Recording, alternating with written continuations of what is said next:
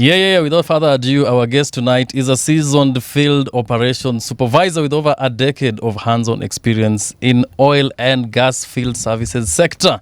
He's dedicated to helping organizations move into their next phase of growth by improving processes, streamlining operations, and driving performance in demanding operational environments. He specializes in all types of cementing operations, working with modern, updated cementing equipment where precision is non-negotiable and every decision counts. With more than 10 years of operational detail-driven experience, his work sits at the intersection of safety, efficiency, and results. Ladies and gentlemen, please put your hands together and help me welcome the very capable, the very smart, the very precision-driven, efficiency and results-driven one, Mr. Allan Oguda. Yay! Karibu sana, sir. Thank you so much. Unasema you've just come back for holiday? Yes, I'm actually just taking my break. Okay. 2 days. Na ulitime aje holiday kaingia December hivi? What kind of mathematics? Lazima upige hesabu kabisa, Mathematics lazima must math. Yes. So when did you come in? I came in on 15th. Oh, okay. Yeah. And you're here till next year? Until next year on 15th as well. Ushago ni wapi bana? Ushago natoka Mumias. Oh, Mumias. Yes. So kesho najua asubuhi after interview. Nakwambia tushapaka hata vitanda. Gas ishani imewekwa kwa load. I tell you. Unaenda nazo na unarudi nazo. Mnapangaje 3 bedroom kwa pick up, lakini mnafahamu tuambie nyinyi watu wa Western. Unajua when is cementing specialist? You need to be a cementing specialist. Nikiona hapa watu wanafanya naona yenyewe hapa kuna kitu inaitwa precision and efficiency.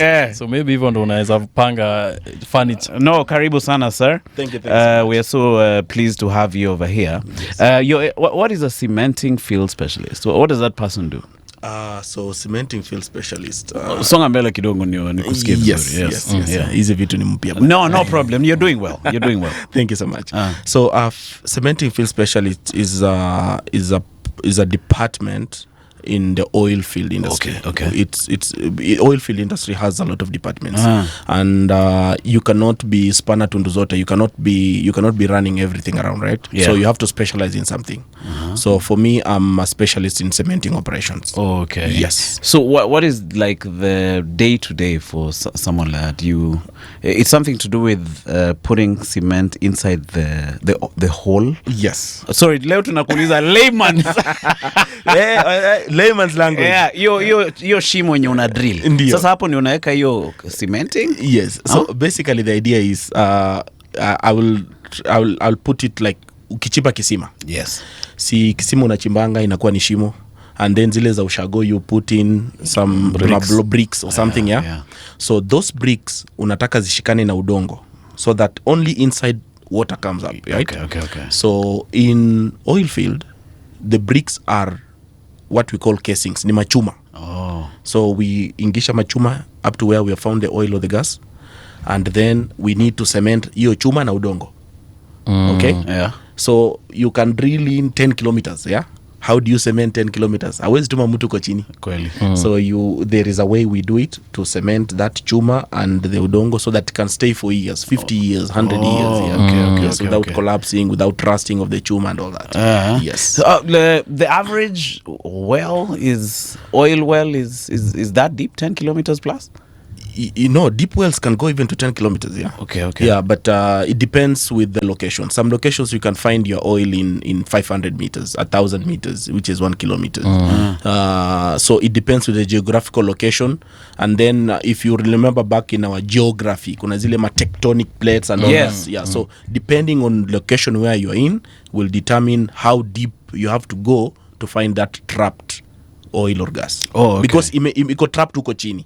Iko trapped. Bure kaingekuwa trapped ingekuwa imefika huko juu kama. Oh, yes. Yes, so it's trapped somewhere. So you have to go find it and then I'll get it out. So you find it using some computer survey stuff? Yes, so it's not okay.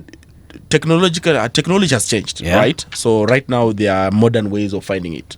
But traditionally there are ways, unajuanga kama ushago wale jamaa wanakuja kuambia hapo ukichimba utapata maji. Walikuwa na miti mbili. Yeah. So it's basically magnetic fields. Okay. Right?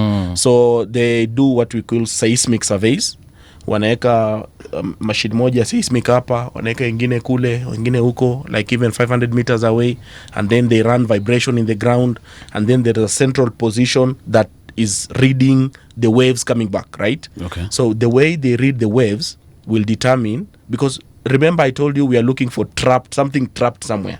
So there is a mawe ime trap.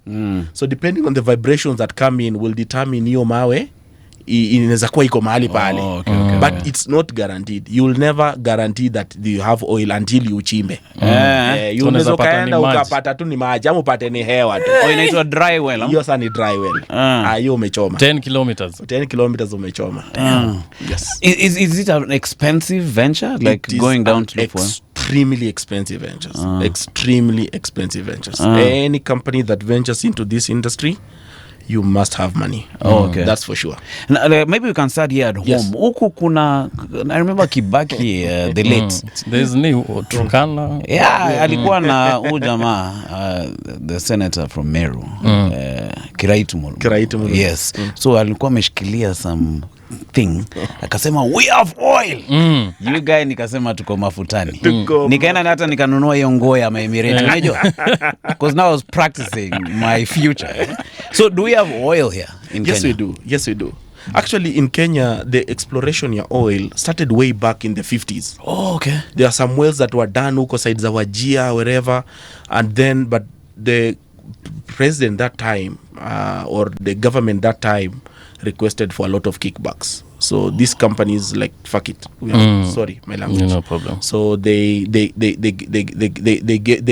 folded up and wakaenda. Trying a nice story. Then now the second exploration started in around the Kibaki era, right?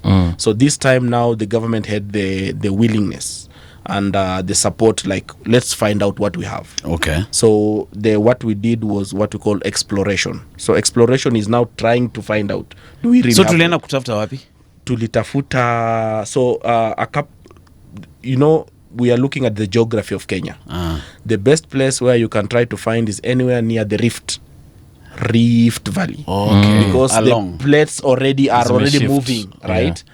Then another thing you want to look at, you're looking at very hot, dry places, right? Because the idea of dry, hot places is over the years, the hotness has really compacted the organic material, ndo imekuja ikakuwa oil. Ikayeyuka. Because we say the oil is basically organic material yenye ilioza. The dinosaurs and all these animals and humans, wherever, right? So the way zinaoza and then they continue being compacted in ground, na temperature and all this, they transform into oil. Okay. Right? It's some sort of chemical process that happens. It's a chemical process, right? Okay. So over the years, depending on how hot that place is, you can find really good oil. Oh, okay. Yes. So for us, we looked, according to my reading, in Turkana region, yes. First of all, they said there's a lot of water upon that. Yes, there's a lot of water. But it's the normal formation. When you are exploring something, you must find what we call a water level. Oh, okay. Water level is always there. Oh, it's always there. It's always there. That's why we have Lake Turkana, right? There is always a water level. But if you want now the other, the hydrocarbons, the oil, you have to go deeper. Beyond now. Right? So when you drill and you find the water, you can really get excited, like, Maj. But that's not your goal, right? Yeah. So yes, the water is there. Anywhere you can drill, you'll find water, because water is just trapped on surface. Whenever there's rain or whatever, it will be trapped. Haitaenda chini ya maji sana. But that one specifically, they said it's water in to sort for years. I don't know if you read those reports. Yes, I was there during that time. Yeah. Okay. So yes, the aquifer zone, the water zone, had a lot of pressure.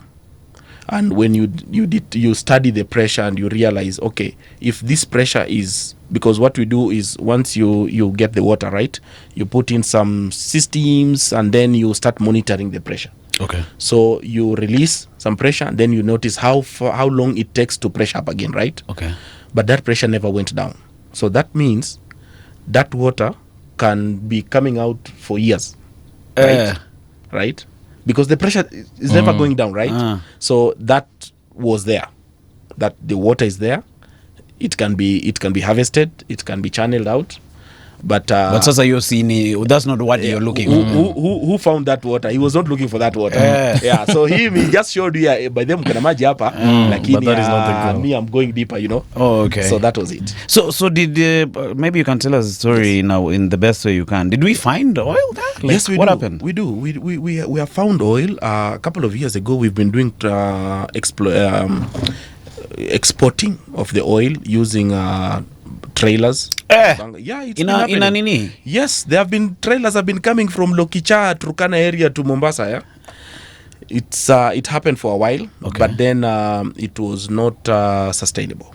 All right. So something has to work, because you cannot be removing one trailer inaenda ama 10 trailers. It's too little. Ngoja. Yes, because what was done was exploration. What we now need is production. Okay. Right? Exploration ni kuchimba kisima moja mbili tatu, right? Kuangalia situation. Yes, situation, and you know, right? But production, for good production, you need like 100 wells, 1,000 wells. That's why these countries in the Gulf, they still drill till today. Work on oil, yes, right? But they drill every day. Because the more wells you have, the more you can do with it. Yes. You're not drilling on one well and saying, minimum is sorted. No, you need more. So when you're saying in like drilling one well, I'm sure is a lot of money. It is. So even like exploration penye ilifika, like I'm sure whoever alitoa pesa mingi sana. And then now there's now putting up production and then like who can actually do this business? Like me and you can't sit down nitoe tatu yangu. Even on a smaller scale? No way. Hatuwezi shika. Unaona kama hizo zenye zime nini sai? Yeah. So mimi na wewe na boys. Twende tushike ni well moja. Cause hii inaweza sustain. Sisi we don't need a big well. Mimi hata mimi situmiangi pesa mingi sana. Mimi niko on a strict budget. It's expensive even it can't be run on a small scale. No, you can't run it on a small scale. The only place they have managed to run it on a small scale is, as I mentioned, is like countries like USA, right? USA, you can have your own backyard. You can hire a small rig. It comes, does for you 50 meters. You have oil. You build your own tanker, and then you tell Shell, hey, I can be giving you this liters, this amount of oil barrel. They call it barrels. Yeah. These barrels per day. Can you be coming to ship it? Then they come, you sell it to them, right? So they are, because those guys have money, you know, they can manage. But here, hiring a rig might cost you like 100 million per day. Yeah? Aye. I'm not kidding. 100 million a day. A day. This is probably just like a small rig, right? Yes. Hey. Hey, naka hiyo biashara tusaidia. At least not for now. This is rental, you know. This is not like you're buying. This is rental. So siku ikisha 24 hours hivi. 100 million. Without the guarantee that you'll even hit oil, like it's without the guarantee that you're going to hit the good spot. Ndio unaweza pata maji pia. Unaweza kupata maji pia. unless uanze kuuza maji. One of the most expensive water. Unaweza kupata another, and we have another worst case scenario. There's something we call H2S gas. H2S gas is hydrogen sulfide. Okay. That one is a killer one, right? All right. So you hit that one, hiyo ni hasara. Umeenda hasara kubwa sana. Okay. Because people can lose life when you're doing that. Hapo. You smell it in seconds. You're for real? You are so there. when you're there, you have to have your mask protective. Yes. So regions where they are suspect of H2S gas, you cannot work without those portable masks, and all 15 minutes, or else you have now oxygen cascade systems wanakushikilia nayo, and then you continue the operation. You cannot breathe in. 2 seconds you're out. So our neighbors Uganda have oil now, right? Uganda have oil. And Uganda got oil earlier than us. Okay. Right? And they had a big player, because Total was doing that time, and China, Sinopec. So Chinese and Total, they went in massive for them, and they did a lot of exploration, and now they started doing the production wells. So they are sorted. That's why they were harakishaing us to do the pipeline, so that they can get the oil from there to Mombasa. Okay. But then politically things didn't work out, so they said, okay, Kalas, we will deal with Tanzania. So they build their pipeline from Uganda to Tanzania without to make sure imepitia kwanza kwetu Turkana, and then iende, and then we will have channel now as well. Mbona mnasema tu ni kama kwani kuna deal gani ya gava imewaifikia wananchi? Mimi nilikuwa napanga kuingia. We have never seen ati sijui gava imepokea pesa niko like we are rich. No, they are rich. Mimi maisha yangu No, inaendelea kuna marupurupu. kawaida. See, there is more marupurupu of the suppliers, employees. Does oil get cheaper when let's for example Uganda, did oil get cheaper there because they discover their own? No. Because it's being transported. It's like tea. Yeah. How come? So the idea is this: you don't start getting your benefits until the person who drilled it, who got the oil out, gets his benefits. So you will go in a partnership, right? PPP. So, yeah, PPP. So they will say, okay, we are getting this oil for every 100 bob. We will take 80. You will take 20 for next 5 years, and then after 5 years, we will now go to. I will take 60, and I will give you 40%. And then after 15 years, I will take 40, you'll take 60. Until wakati now, you'll start getting the benefit, right? Okay. So that is a future thing. It's not like you'll get your 20% and start celebrating. Oh, okay. This 20% probably is just going to help. You know, you have local communities that are staying there. You have to be sorting them out. You have, logistic things also you have to handle. So you will not really get the benefit unless you do it yourself. But if you are relying on somebody, it's not going to be immediate. In terms of Africa, I think I asked you this when we were beginning the show. Yeah. How come we have not done as well as our Arab counterparts? Because some of the countries we have here have oil. Like Yes, it's a known secret. Like Nigeria, kuna oil. Angola. Even in Angola also Angola has is a massive- lot of oil. is a massive player. Who is doing well in terms of management of the oil resource in Africa? In Africa, I can pinpoint, okay, Arab countries, African Arab countries, hawatakangi kujiassociate like the Africans, Yeah, they don't- right? yeah. Like countries like Egypt, right? Egypt is a big player in oil field, but they will associate themselves with the Arab League. Yeah? Yes. So if we talk about sisi ngosi nyeusi mingi, Angola is a big player.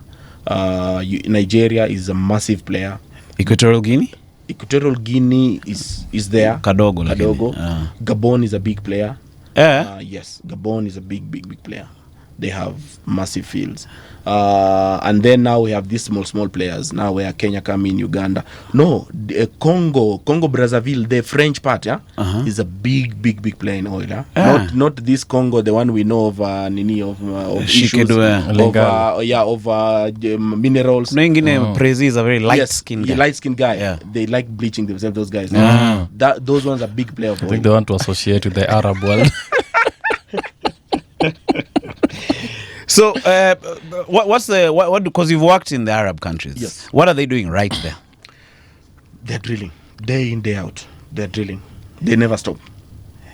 Oh, but there's a management aspect. There's a manager. So this is how they do. The resource, because they realize they don't have anything else apart from oil, right?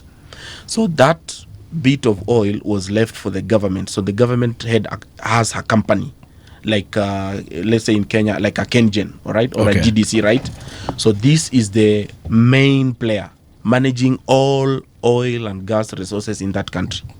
So they now subcontract other companies to come and play, but all of us report to them. Okay. So they manage the resources. They know what we want to drill in this area. They know what. So anything that comes out, they are the ones who study. They are the ones who, and they are the ones who also sell the oil that comes out or the gas. Because there are two things that always comes out: oil or gas. So whichever comes out, they are the ones now selling it or now using it. Now those countries, they have managed to both use it and sell. So whatever comes out is used in generating electricity. Those countries, they will never have a blackout a single day in their lives. They will Dubai lights. They will never have blackout. They will never lack water. They are desert countries, but they will never lack water because they have used that resources to make sure fresh water gets to every home. Okay. Right. So, so this company is the one that manages. So each country has their own. In Saudi Arabia, they call it Saudi Aramco. Okay. In Dubai, they call it ADNOC. And then in Omani, there's petroleum. Omani is a bit different because Omani has like 3 companies, right? British company. They have Shell, they have PDO, and then they have another company, they call it Oxy. So all these companies still report to the government, right? Okay. Kuwait have their own as well. Qatar have their own as well. all those countries have their own. Yes. Ish, mazi, you guys, we need to get these guys to manage for us, you guys. Nigeria, what's happening in Nigeria? Mbona hawajakita mizizi maneno ya oil na why isn't the benefit trickling down to nani Oga Obina ndo na ufoneke. So Nigeria, the problem started when they had the Biafra wars and all that, right? Because they found the oil, but then they wanted those regions that where the oil was found to manage those resources. But it's the same way like Turkana venye tumepata oil, and then us from Nairobi want like, no, we want to go and manage that resource, and then Turkanas arm themselves and say, no, this is ours, we will sell it the way we want, right? So those regions started fighting each other. And as I said earlier on, I told you beginning of the show, is whenever we have these armed groups come up, because somebody wants to benefit, right? He comes, arms his group and tell them mtu yote asikanyage hapa, and then it becomes their own block, and then it happens like that. But then the other thing that messed up Nigeria, that's still messing them up right now, is they have kind of religious wars, right? So the Muslims say we've been in power all this time, and these other people are like, oh, we are Christians, so we also need to be in power. There's so the north and the south. Yes, so they always keep fighting, and whenever you fight, of course, somebody else is benefiting, right? So they've never had a single mind of how we are managing. But I like the way like Dangote is doing now, because what he did, he decided to use his own money and build up a refinery, not to wait for the government to do it, right? So he built up a refinery. Now all these players, the one who are extracting oil, have to sell it to him, right? And now at least with him, he can now sell it like locally, because oil had to come out to Nigeria, go be processed, and now serious. Yeah, that's how it's been. And if as we go into that direction, that's how it's going to be. We're going to sell it out, iende ikuwe processed, alafu wakuja watuzie. Tunauza ikiwa crude. Tunauza ikiwa crude oil. When it comes from the ground, it's crude oil.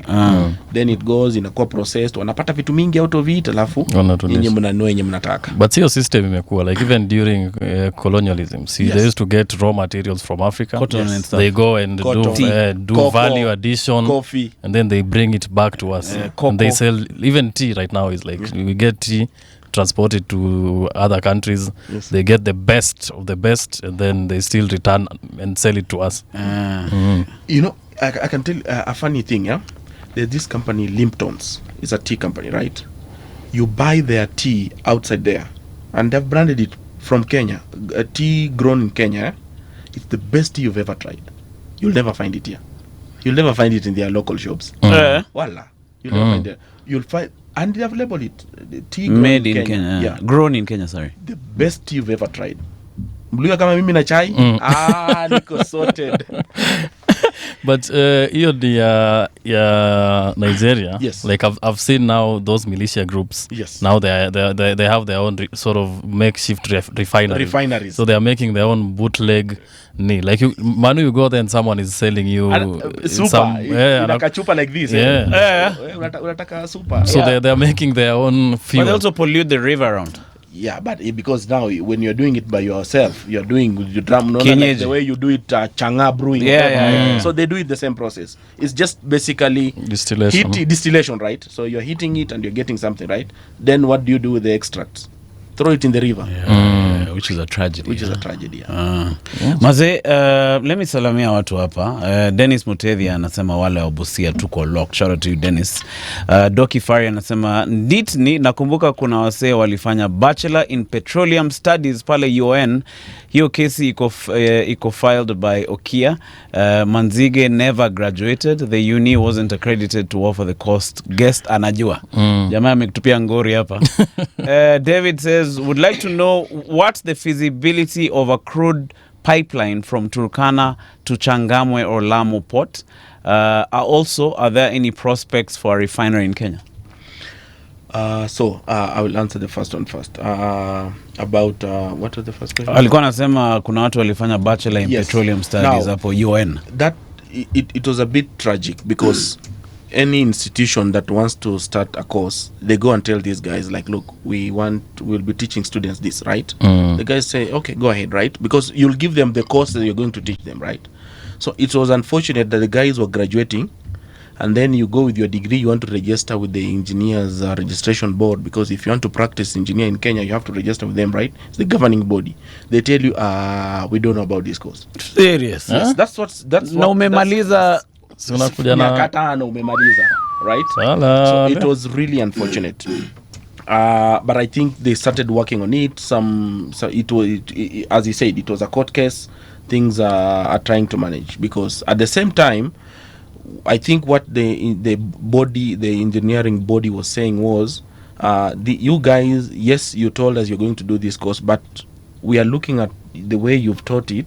We don't think this is a qualified like petroleum engineer, which is still unfortunate, because they had all the time. 5 years umesoma, they had all the time to do streamline it. Yeah, so yeah, that was unfortunate. It was not only one course, a lot of courses. Okay. But right now we have at least more institutions. I think KU, JKUAT, some institutions, MKU, they are doing courses that are graduating, and you can register. Okay. The second, about the feasibility of the pipeline. Now, when you get this oil out, there is the crude oil. There is a degree of quality.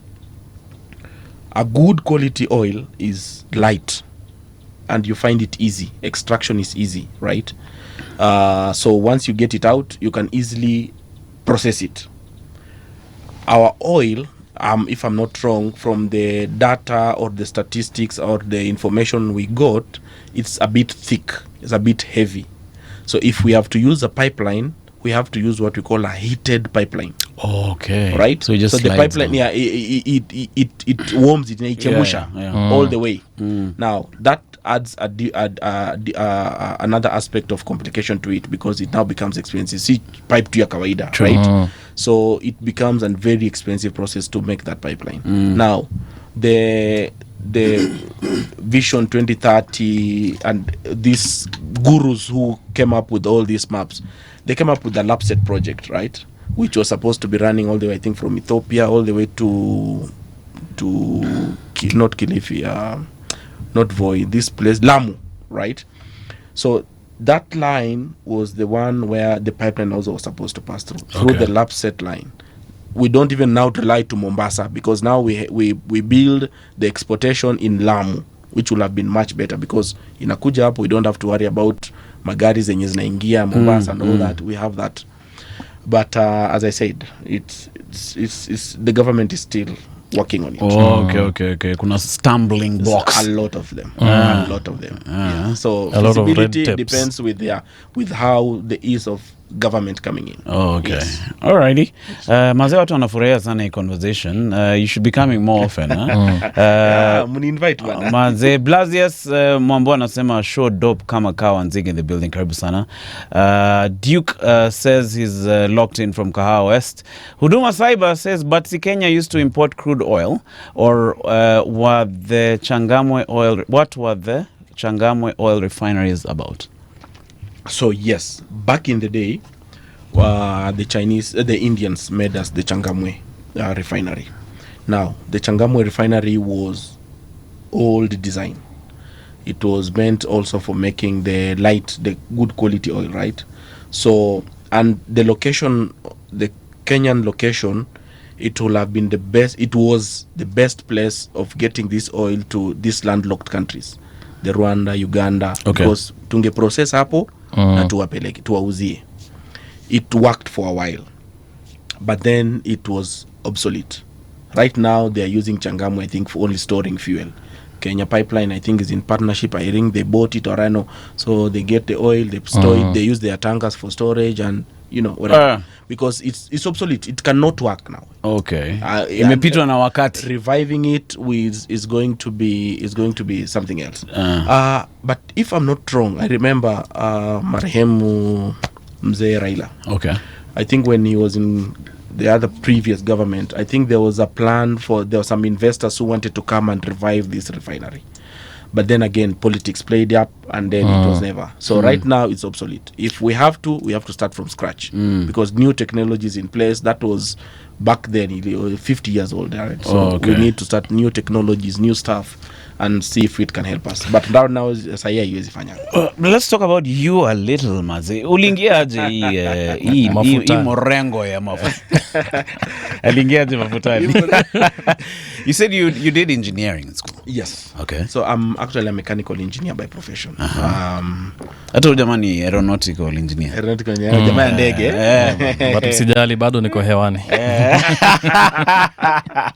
Yeah, so I'm a mechanical engineer by profession. I was practicing mechanical engineering when I left campus in JKUAT. But then when that was the time that we were starting the Turkana project. So, and they were looking for young professions, young engineers who have any experience to join the industry. What really got me there is I did my internship at Kenya Pipeline. Okay. Right? So I was already feeling the vibe of Gede. Oh, right? You're getting familiar. Yes, familiar with it. And I was seeing how ease of working with it is. So it was an attractive thing for me. So when this opportunity with the Talo came in, because Talo was the player now in Turkana, when they were starting the project and the companies that were subcontracted to do that project came in, I jumped ship very fast. So nikaingia huko and I've never looked back. Oh, okay. Yes. So ulienda ukaishi huko so as Turkana? So Turkana, it's these operations of drilling is a 24-hour operation. You're drilling. By the time you start drilling, you will only stop when you are moving to another location, right? Okay. Until you get whatever you're doing. So it's a 24-hour operation. So we used to go there. We stay there for 4 weeks.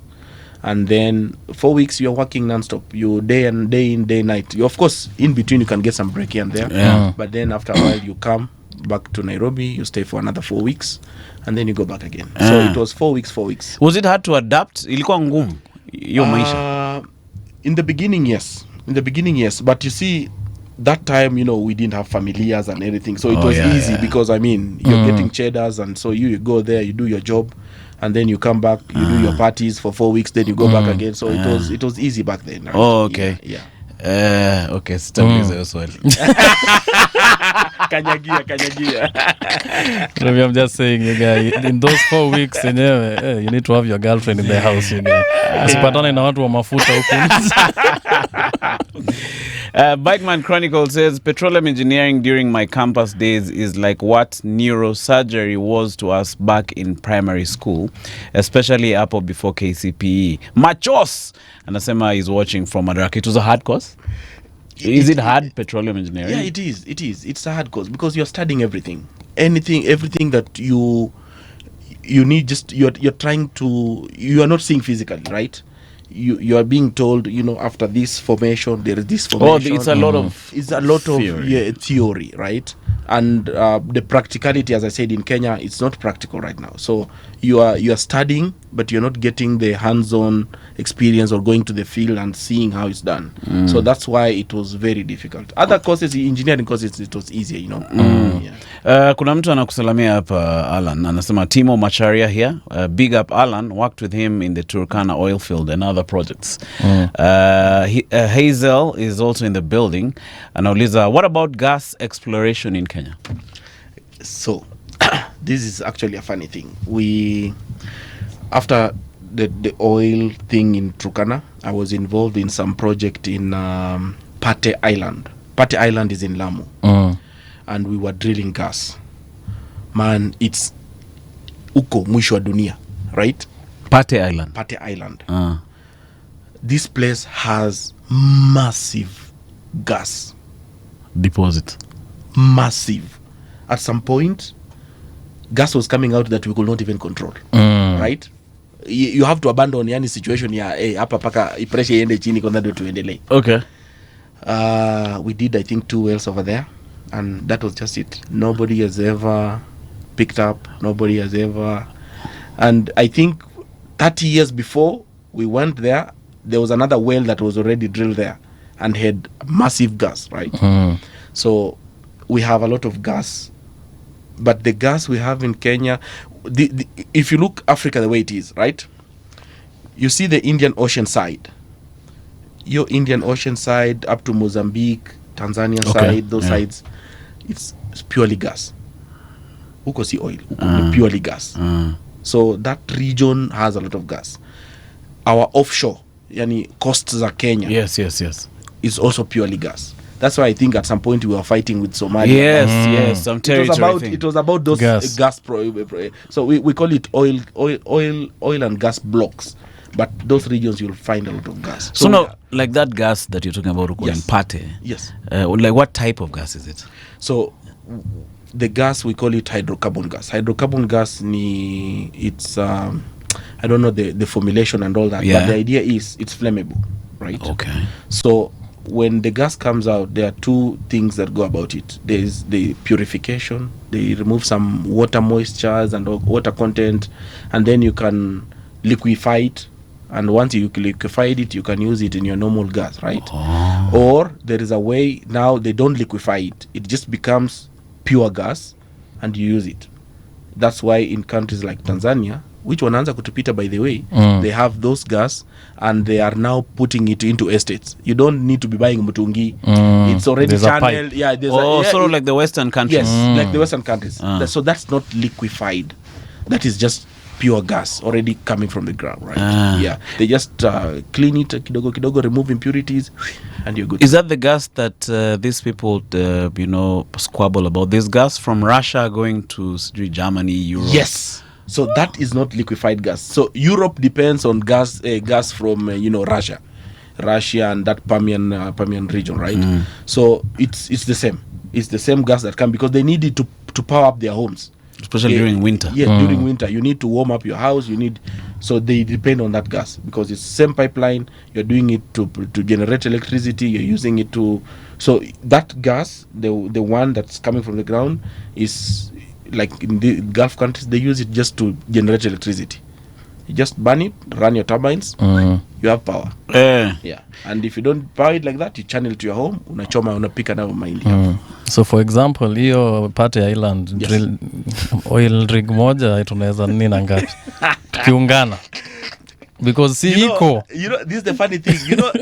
The guy who was doing that, alienda hata na madeni za watu. He never paid. It wasn't a local man. He was a local man. Oh, he was? No, that was the problem. No, the thing is, we never really know. The idea was, these are conglomerate companies, right? So you just know you're dealing with this company. But you really don't know the main players. Okay. So like that company, in oil and gas, it's very unpredictable in this way. You can say, from estimate, I'm going to chimba this well in 3 months. I'm going 3 months, Galas, everything will be done. So you have a budget for 3 months. Then in between the project, you have issues. The project of 3 months takes 1 year. Where do you get the money to pay guys for 1 year? And I told you a rig, it can be 100 mic per day. Ata ni the same rig you use for gas and for ni. Same rig. It's the same process. You see the way KenGen and GDC are doing geothermal, right? It's the same process. It's the same process. It's only the technology changes and how you get your product out. But it's the same process. You have a rig, you have something that goes in, chimbas, all that. Yes. But ukifikia gas, si inaanza kutoka. Like how do you... That's why I say there's now a different technology because now, like for them, Wamaji, with geothermal, they'll find it their own way, right? For gas, there's a way we control what we call formation pressures. So you do what we call overbalance. All right? Overbalance is whatever I'm putting into the ground has to be more than the pressure coming out of the ground. Until when I'm done drilling, that's when now I will reduce the pressures of what I have inside, and then now what inside can come out. Okay. So it's basically playing with pressures. But the only way, because you're drilling with something, so what we're drilling with is called drilling mud. The drilling mud, we make it heavy. Inakuwa kama uji nzito. Okay. So gas haiwezi pita kwa uji nzito because we have some chemicals inside, right? So we are drilling with it, so it's holding until we finish. So that gas can't come out. But once we're done, now we pump what we call nitrogen. We call artificial lifting. So artificial lifting, we now remove everything that we have used for drilling, right?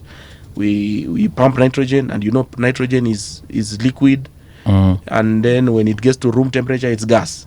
So when it gets there, which is hot, see, it will push everything out. Then now you have a hole that has no pressure inside. So everything that is supposed to come will come out. Yeah. So that's how it goes. Have you ever drilled? Have you ever struck oil? Like, what was the feeling the first time? So when you're drilling, as I said, you are using something to contain. So as you're containing, you are able to start seeing some signs that, hey, I'm getting something, and pressures are. So when now you do what we call completion, and now you're able to get it, and you can see like, hey, and this is black oil, right? It's a nice feeling. Oh, you feel good, huh? It feels Because nice. hata hizo mateso umepitia ndio. Bana, the sleepless nights, yeah, the 72 hours on location without sleeping, yeah, you feel it's worth it now. You can take, even though of course companies will not allow you to just take like that, but you can sneak a souvenir for yourself, a small bottle you put in your house. Unaiframe. Nilikuwa nayo. Bana. Kama hivi nikienda nikipata do. Tunajani bado amuone. Mimi nasema tuko na watu wangapi wanawatch. Kama mko serious about kugeti pesa. Unajua tunaongea about ni Pate Island setting our generations. Usinipige the next week, bro. Generational wealth. Achana na hii mambo ya sijui MMF na nini. Small things, eh? Hizo ni vitu hazita kutoa kwa blog. Tuungane with Allan as our leader. Yeah. Na tunajua ocha kwake, tunajua ni wapi. Na huyu hawezi tutoka. Itaweza sana. Gilbert anasema, instead of transporting oil from Turkana, why can't the government and the investors build a refinery there? Just by the way, anasema my ex did petroleum engineering at KU and now pursuing masters abroad. Plug in ex wake kidogo. So does that make sense, like building a refinery? So, a refinery might be a bit tricky, because with the refinery you need massive amounts of water because of cooling and at the same time of processing your products. So in Turkana you cannot. Where are you going to find your water? Right? Lake Turkana? Lake Turkana is a freshwater lake, and you cannot start spoiling it with chemicals, I get you. right? Yeah, I get you. So you need a really massive water body that you can be using to get the water into your systems, and then you cool down your systems, because you are heating everything up, right? And that becomes the process. Yeah. So I think Uganda explored that idea, I think, on making one in Lake Alberta, but I don't know how it went. So that's why they opted for the pipeline. So if we were drilling in the Pate Island, now let's go to the Lamu one, right? There it's easy to put up a refinery. Uko kando ya maji, you set up, you process, you do that, right? But inland becomes tricky to set up refinery inland. Like in Nigeria now, like the Dangote refinery is in the port. You need maji. Yeah. You need water body. I've seen videos of people working on like oil rigs in the middle of the ocean. Have you worked in such an yes. Kwa maji? Actually, my specialty ni kwa maji. Hizo marig huko ndani. Yes. Ukiamka asubuhi angalia hivi ni maji tu. Yeah, so that one now I will until last year for 6 years I was based in Saudi Arabia kwa maji. So shift ilikuwa inakaaje? Kuna shift. Now it was same. Si kuna lazima urudi on land? No. You stay there. For how long? For 8 weeks or 9 weeks or wherever. You stay there. Once you land, you know, you go with the helicopter. Tulipanda helicopter bwana. You go there with the helicopter, you land, you start your job until you done your 8 weeks. The helicopter will bring you back. Another person will come replace you. Go home for 4 weeks. Oh, okay. You pumzika, and then you do the same shift again. Yes. But that's like in the middle of the ocean, In the middle of the ocean. So in Saudi, like they do what we call the Persian Gulf. You know, when you look at that map, that Persian Gulf is Iran this side. So in that region, that's why they're doing a lot of oil drilling. All these other countries, Nigeria, they are drilling the offshore as well. Angola drilling the offshore. Kenya, we had 2 rigs in the offshore, but they did only exploration and then they shut down as well. Okay. Yes. So what's the day to day huko kwa hiyo oil rig ya huko nje? The offshore one? Yeah. It's okay, because sending pipes huko chini? What's the? Yeah, so as I said, different departments measuring in different things, right? Okay. So my department, I have to wait for somebody else to finish his job before I do my job. Okay. Because the guy drilling has to drill. The guy putting the machuma has to put. And then I come in to do the cementing, okay. Right?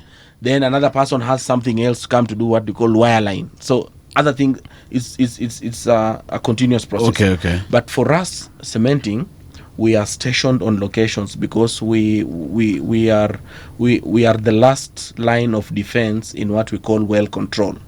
You guys will remember an incident happened in the Gulf of Mexico, where an oil rig offshore, oil started coming out, and it guys polluted and- polluted, but guys died. There was fire. There was even a movie made out of it, right? So that's the kind of scenario. So the last line of defense is in cementing. If things start becoming funny, right? It's our job to pick Plug. cement down there and let it. Or you seal it. Kauka within 2 minutes maximum if you can. Yeah. What type of cement is that? Oh yeah, we deal with Fast drive. Si ile mkorogo ya ya foundation. No. This is specialized different chemicals. You can unaweza kuweka simiti kauke hapa na 2 minutes. Ukiangalia TV inakuwa mawe. Yes. And it's very important because the environmental damage can be like very expensive. Very expensive.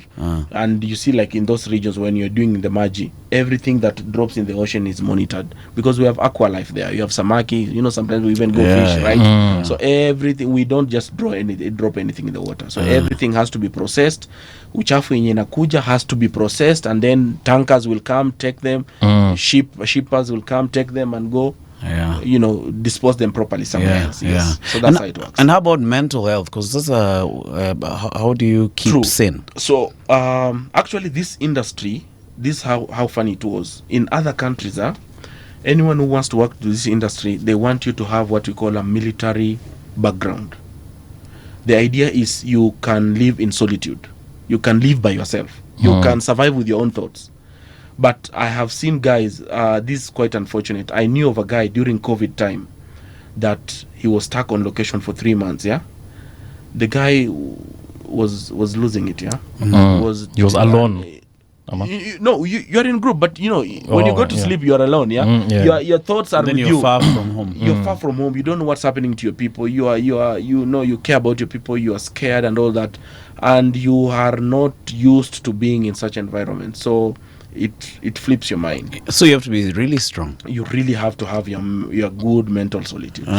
For sure. So like you, how do you do it, man? I do a lot of movies. That's number one. I do a lot of animes, and I do a lot of reading books. I read a lot of books. Oh, okay. Yeah, so I try to catch up with a lot of. Social media is a bit addictive, so I try to limit a bit. But I do a lot of just trying to catch up. Keep your mind active. Don't just do the job. Don't just focus on your family and all that. Just do something else. Learn a different language. Learn Mandarin if you have to. It will keep you sane. Are there a lot of black people in that industry?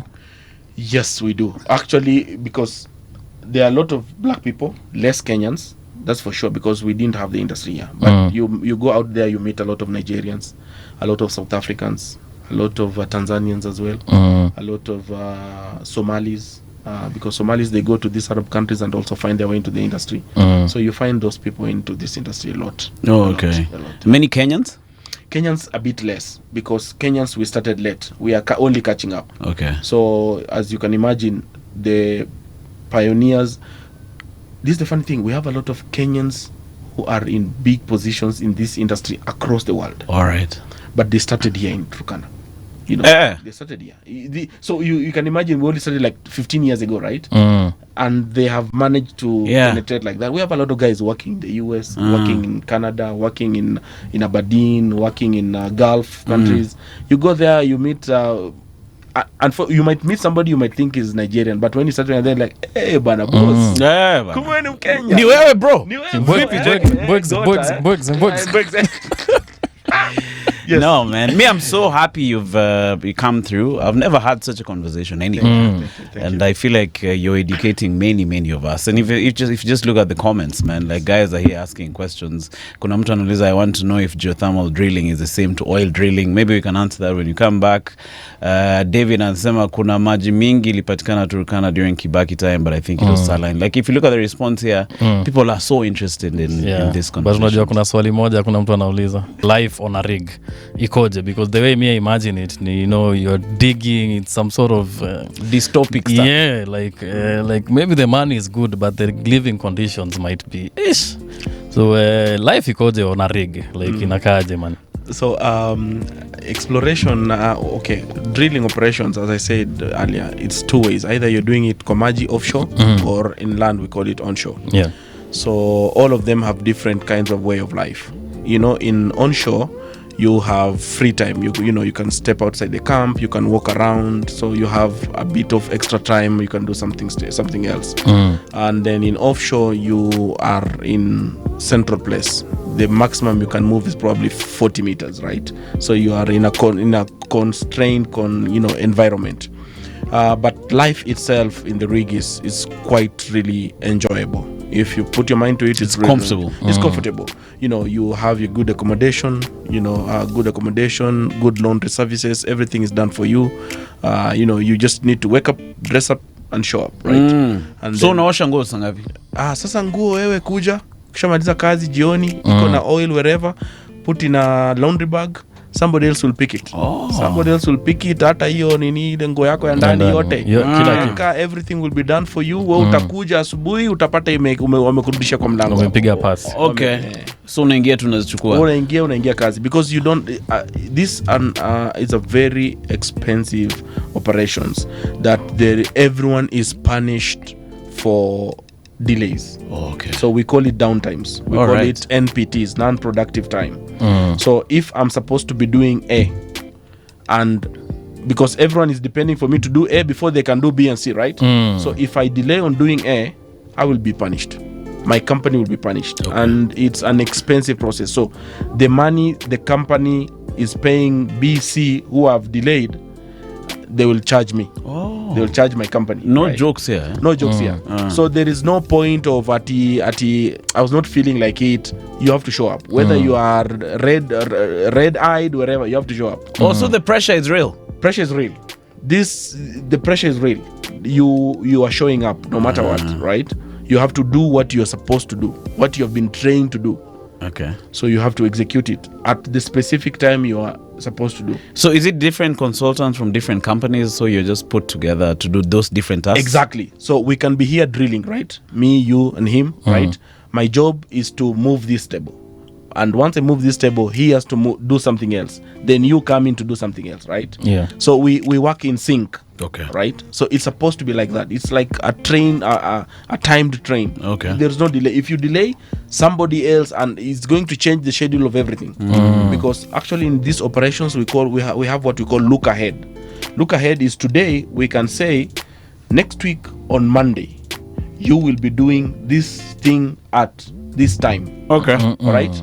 And with 99 certainty you'll be doing it. Okay. Because we know after 24 hours this guy will be doing this, so it is predictable at this time you should be doing this. Okay. So you can predict your work as well, right? We have about a minute. Yes. Have you ever been on the rig and there are these crazy storms?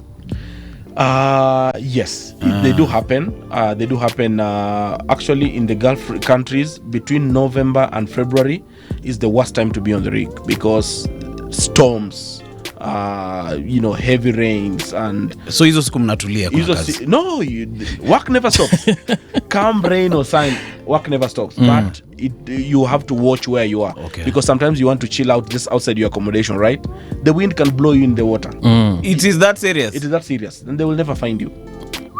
It will just be man overboard and a wreckle and that colors finish.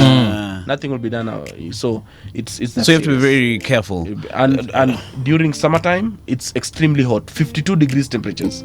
Celsius. 52 degrees 52, Celsius. yeah. It's Fahrenheit.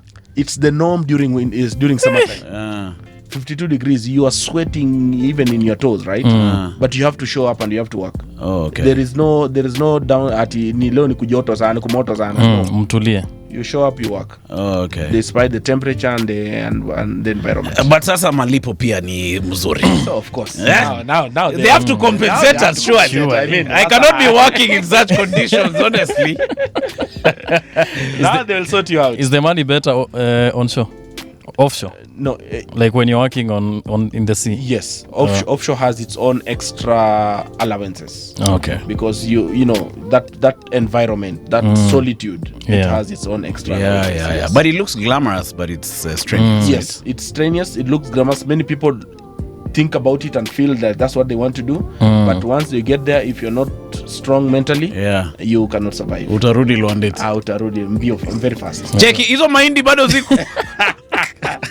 Kuku yangu Sasa kupiga kahaya. We hang out with Allan Oguda right here in studio. It's been quite a fun time, both on the air and off the air.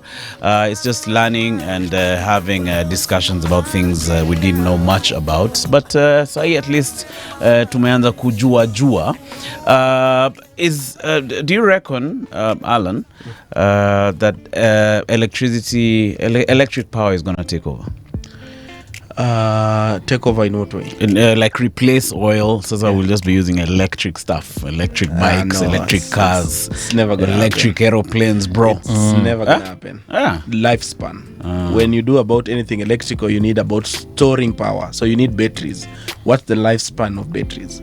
They're never gonna last forever. Maybe they'll become efficient over time. Yes, we still have a lot of time before that. We still have a lot, because even the batteries themselves, you have to use the hydro to make them, right? They are all, everything we do, these books, these phones, everything. There's oil in the thing. There's oil in the thing, because when you get that crude, you don't just get the gede. There's a lot of things. You get plastics out of it, you get lubricants out of it, and all these things, you use them to make something else. You get butane and whatever. You will use it to get something else. These laptops we use and everything has oil in it. Tuko mafutani for a while. You are not avoiding mafutani. Yes. Hata arimi siko na mafuta. Sio petroleum jelly. Hata hiyo tini yake. If I'm interested in becoming an oilman, yes, what do you recommend the steps are? So oilman has it's many departments, many departments. So you can specialize in whatever, it will lead you there. Right? In engineering, all engineering fields have something to do with oil field, right? Civil engineers are the guys who determine the land where we're going to drill, right? So they have something. Mechanical engineers is moving machinery, always there. Electrical engineering, these guys, we are there, we need to power. So there's a place for you. Then we have geologists, guys who are now able to analyze sand, analyze formation, because when you are drilling where you don't know, you need somebody to tell you, hey, look, I am seeing these things, you are in this kind of formation, so slow down or hurry up or whatever, right? Or you get to hard rock, so you need geologists. Then you need also scientists, guys who just study things, right? And then they can be able to try and predict things, right? Then biologists, guys who study, all those fields, science based, have an opportunity in the oil field. So you do those courses and then probably now start applying. You start applying, yes. Companies, so now you get in. Once you get your foot in, you'll find your way. Because there are guys who now do what we call directional drilling. Directional drilling, you can never learn anything like that in any school. There is no engineering field which will teach you about directional drilling, right? Because you are trying to drill at 90 degrees.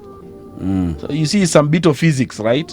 So you need to go and then you need to go, and these are machuma. So how will machuma bend 90 degrees and continue drilling, right? So or you'll find your way in whatever industry, right? Even if you're a food nutritionist, because we need to eat, right? So, and people who are I've been working in the industry for how many years? Maybe 14 years. I've never been sick in the rig, like I've had bad tummy or something, unless in those funny regions, right? Because the food prepared has been done with somebody who knows, like, look, if this guy eats this and this, he's gonna be having energy the whole day, right? So you have opportunity for everyone in the oil field. There is no specific thing that you have to study this. These chemical engineers, petroleum engineers, it's now an umbrella body. If I do petroleum engineering, I'm an umbrella body, because now I'm learning specifically about petroleum. If I do chemical engineering, I'm learning everything about chemical engineering, which is hydrocarbons and all that chemically, because all these hydrocarbons are chemical, right? So it's still an umbrella body, but it does not mean that it's the only course you need to do when you want to get into this industry. Anything, as long as you get your foot in, that's it.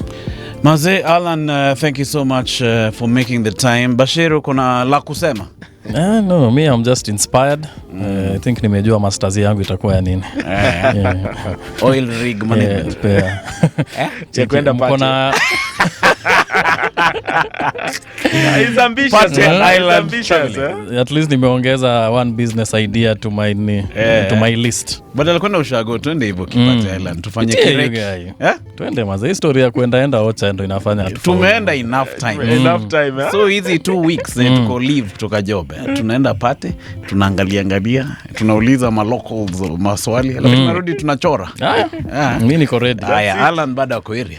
Sasa after tufanye reki tunampigia simu, tunamwambia tufanye nini next? Fanye nini? Niko na hii How do I proceed? Sindio? Good stuff. No, but thank you so much for making Thank the you, time. thank you for having me. We'll have you over as much as you. Ukikuja Nairobi, make sure mazee you pop by over here. I will. Tunaongea hii maneno. Definitely, man. I really appreciate it. Alafu ukiwa huko kwa rig, tuko online. Unakuwa na Starlink huko ama? Kuna Masterlink. Tuko online. So make sure ukiwa kwa rig mazee unatusikiza. Nitakupatia website yetu radiogenerationkenya.co.ke. Thank you, man. Una maboys mazee unajibamba. Nice. Yeah. No, but thank you so much for coming through. Thank you so much. I really appreciate for you guys. Do you have are you on Instagram? Yes, I am. It's private. No, I'm on Instagram. Do you want to share? Yes, I want to share. Yeah, share. It's Allan Oguda. One word. Allan Oguda. Okay. Yes. On Instagram. Double L. Yeah. I'm sure you'll have a few guys reaching out, I appreciate that. asking questions. Yeah, it's good to connect with guys. Yeah.